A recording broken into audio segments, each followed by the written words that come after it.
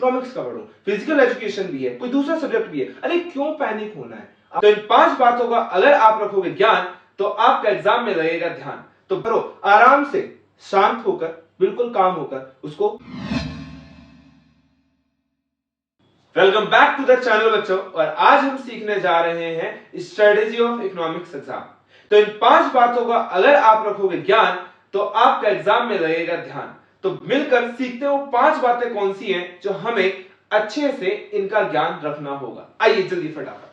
तो पहली चीज जो आपको बहुत ज्यादा ध्यान में रखनी है, डिवाइड सिलेबस। हाँ बच्चों, आपको क्या करना है कि आपका जो सिलेबस है वो डिवाइड करना है जो 2 पार्ट्स में। जैसा कि मैंने लास्ट वाली वीडियो में बता दिया है कि किस टॉपिक में से कितने क्वेश्चंस आएंगे और किस टॉपिक में से आपको ज्यादा ध्यान देना है, किस टॉपिक पे आपको ज्यादा वर्क करना है। तो उस वीडियो को जाकर जरूर देख लें सो दैट आपको एक आइडिया हो जाए कि किस टॉपिक में मुझे ज्यादा एफर्ट डालने हैं और किस टॉपिक में मुझे कम एफर्ट डालने होंगे।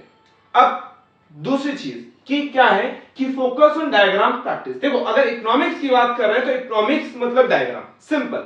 और डायग्राम की मैं बात करूं मैक्रो इकोनॉमिक्स की, वहां पर मैं बता चुका हूं कि कितना पार्ट इंडियन इकोनॉमी का रहेगा, कितना पार्ट मैक्रो इकोनॉमिक्स का रहेगा और कितने डायग्राम वाले क्वेश्चन आने वाले हैं और कितने थ्योरेटिकल है। अगर मैं बात करूं मैक्रो इकोनॉमिक्स की, तो मैक्रो इकोनॉमिक्स मतलब सीधा डायग्राम। हमें फोकस करना है डायग्राम को। अगर डायग्राम आपने गलत कर दिए ना तो समझ लो आपके मार्क्स कट गए। तो हमें फोकस करना है डायग्राम को। अब डायग्राम कैसे होंगे, उनको आपको बना बनाकर प्रैक्टिस करनी होगी। एक पेपर लीजिए, डायग्राम बनाइए, देखिए सही है या नहीं है। अगर डायग्राम गलत हुआ तो समझ लो आपके मार्क्स कट गए। तो वो गलती आपको नहीं करनी है, डायग्राम की प्रैक्टिस करनी है सो दैट आपको डायग्राम में प्रॉब्लम ना हो। तो तीसरी चीज, कॉन्सेप्ट शुड बी क्लियर। आपको यह पता होना चाहिए कि आप कोई भी क्वेश्चन करने जा रहे हैं तो उसका बेसिक कॉन्सेप्ट क्लियर है या नहीं है, और अगर नहीं है तो आपको क्या करना है, उस कॉन्सेप्ट को क्लियर करना है।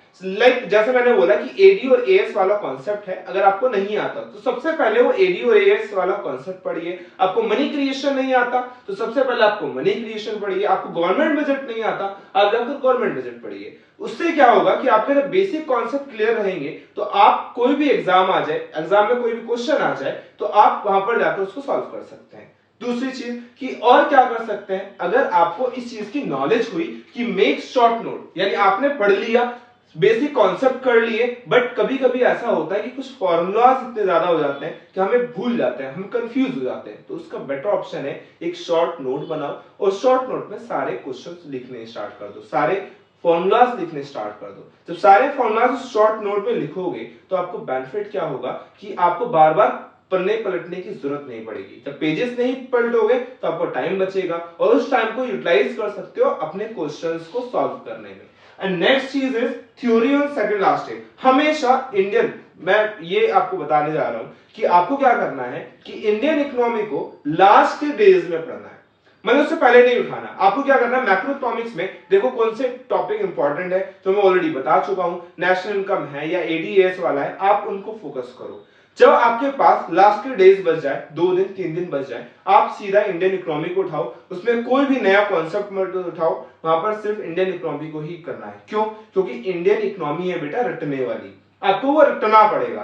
20% सिर्फ लॉजिकल है, बाकी सब रटना है, 80% रटना है। तो आप उसको बेस्ट ऑप्शन होगा कि लास्ट में जाकर 2 से 3 दिन दो और उसमें सारी इंडियन इकोनॉमी खत्म कर लोगे, ठीक है। एंड जो सबसे ज्यादा, बहुत सारे बच्चे इतने कम समय को देखकर, क्योंकि आपका किसी के पास मैथ्स का एग्जाम हुआ या किसी के पास लाइक हम बोल सकते हैं कि किसी का मैथ्स है, किसी का फिजिकल होगा, तो वहां पर पैनिक हो जाते हैं। पैनिक क्यों हो जाते हैं कि मैथ्स का एग्जाम देने के बाद कि मैथ्स का पढूं, इकोनॉमिक्स का पढूं, फिजिकल एजुकेशन भी है, कोई दूसरा सब्जेक्ट भी है, अरे क्यों पैनिक होना है। अपना एक टाइम मैनेजमेंट बनाओ, उस टाइम मैनेजमेंट में वो टाइम डिवाइड कर दो कि इतना आवर्स मैं इकोनॉमिक्स को दूंगा, इतना आवर्स मैं अकाउंटेंसी को दूंगी, या इतने आवर्स मैं किसी और चीज को दूंगी।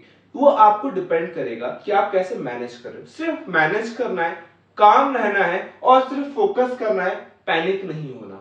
आता आपको सब कुछ है, नहीं आता बहुत सारी वीडियोस मिल जाएंगी कॉन्सेप्ट की, एक वीडियो उठाओ, वन शॉट रिवीजन होता है, एक वीडियो उठाओ, वन शॉट रिवीजन करो, आराम से शांत होकर, बिल्कुल काम होकर उसको पढ़ना स्टार्ट करो, हो जाएगा। इतना ज्यादा बड़ी चीज नहीं है, बहुत सारे बच्चे करते हैं और आप भी कर सकते हैं। तो इन 5 बातों का अगर आप ध्यान रखोगे तो बेटा याद रखना आप आपका एग्जाम बहुत अच्छा कर सकते हैं। तो ऐसी ही वीडियो की जानकारी के लिए जस्ट फॉलो करें और हमारा सब्सक्राइब करें इस चैनल को, सो दैट कि न्यू जो अपडेट है वो आपको इसी पर आती रहेंगी और मैं आपको इसी तरीके से मोटिवेट करता रहूंगा। All the best.